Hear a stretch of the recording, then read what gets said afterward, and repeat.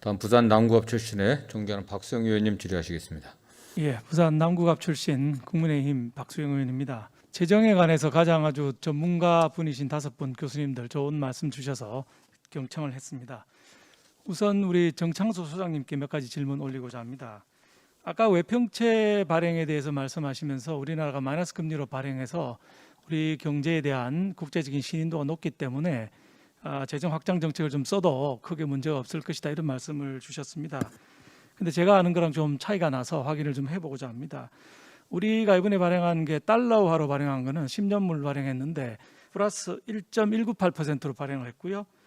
유로화로 발행한 거는 5년물 발행을 했는데 마이너스 0.059%로 발행을 했습니다. 무슨 얘기냐면 유럽은 지금 금리가 전부 마이너스거든요. 우리가 이 0.059%라는 건 어떻게 냈느냐 하면 독일의 5년물이 마이너스 0.67%인데 거기다가 우리 CDS 가상금리 못해가지고 낸 아주 정상적인 발행입니다. 이거를 우리 경제가 좋다는 사인으로 하는 거는 좀 과도한 해석이 아니냐. 왜냐하면 전부 마이너스니까 어느 나라가 가도 웬만하면 다 마이너스 내는 상황인데 이게 좀 있고요. 그 다음에 외평채 발행의 시기도 문제인데 외평채를 발행했다는 거는 추가 유동성을 공급하겠다는 이 기재부나 중앙은행의 뜻이라고 보여지는데 부동산이 급격히 올라가고 있는 이런 상황에서 추가 유동성 공급이 맞겠느냐 하는 부분이 또 있고요. 이 100쪽이죠. 100쪽에 보면은 내년도 예산안 재원 배분의 주요 특징이 R&D라든지 산업 쪽으로 많이 투자를 했다. 그래서 경기 하강에 대비해서 좋은 투자를 했다. 이렇게 지금 말씀 주셨는데 저는 좀 생각이 달라서 한번 여쭤보고 싶습니다. 돈을 넣는다고 해서 우리 경제가 바로 활성화될 수 있는 시점이냐.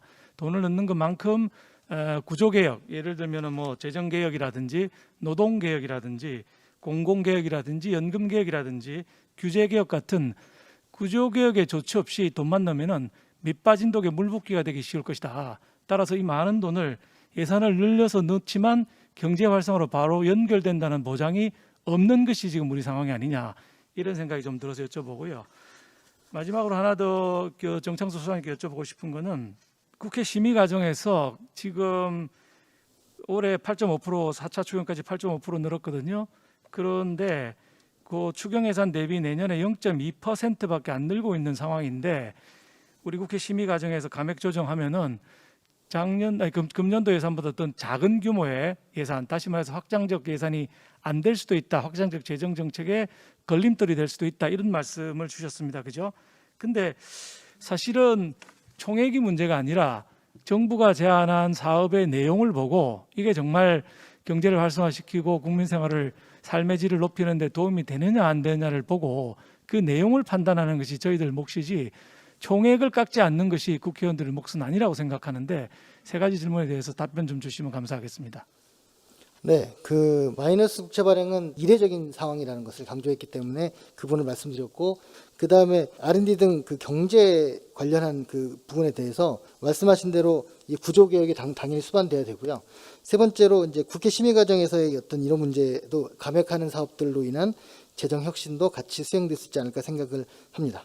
예, 하여튼 뭐 유로를 우리가 지난번에까지 마이너스로 발행 못한 거는 최근에 생긴 상황이기 때문에 그런 것이지 지난번에 우리 2019년 발행할 때는 달러로만 발행했고 16년에 유로 발행했는데 그때는 유로 금리가 플러스였거든요. 그래서 우리도 CDS 보태가지고 플러스로 발행한 겁니다. 그래서 이번에 새로 생긴 것이지 우리가 잘해서 그런 건 아니라는 인식이 있다는 걸 말씀을 드리고요. 옥동석 그 교수님께 여쭙겠습니다. 75쪽에 2020년도 기획재정부 장기 재정 전망 그래프를 그려놓으셨는데 저도 사실 이걸 보면서 깜짝 놀랐었는데 즉 문재인 정부는 돈을 쓸 만큼 충분히 쓰고 재량 지출을 늘리고 2030년에 어떤 정부가 들어설지 모르지만 재량 지출을 줄일 것이다. 이런 가정하에서 이제 뭐 이렇게 포물선을 그려놓은 상황이거든요. 이 가정 자체가 제가 보기에는 상당히 현실성 없는 가정이다. 문재인 정부는 다 쓰는데 그 다음 정부 어떤 정부 들어올지 모르지만 2030년부터는 지출을 줄일 것이다. 다음 정부나 그 다음 정부의 지출까지도 가정을 해서 이렇게 포물선으로 그려놓는 것이 상당히 그 예측치로는 이례적인 것이거든요. 지금처럼 재량 지출을 똑같이 쓰거나 아니면 더 늘린다고 보는 게 통상적인데 이렇게 줄인다고 한 가정이 어쩌면 내로남불격의 그 예측일 수 있다는 생각이 들어서 제가 염려가 많이 되는데 제가 기재부 있을 때 이런 식으로 예측은 안 했는데 어째서 이런 예측이 나오는 건지 옥동서 박사님 저는 아주 무책임한 과정이라고 생각드는데 어떻게 생각하시는지 말씀 좀 주십시오. 예, 저도 이건 상당히 무책임한 거라고 봅니다. 이렇게 결정적으로 중요한 전제와 과정들에 대해서는 국민들이 그냥 보도자료만 봐도 알 수 있도록 되어야 되는데 저는 기재부 공무원들이 정말 부끄럽게 생각해야 될 일이다. 기재부에게 예산에 대한 권한을 주는 것이 우리 국민들이 신뢰할 수 있는가 그런 생각이 들 정도였습니다.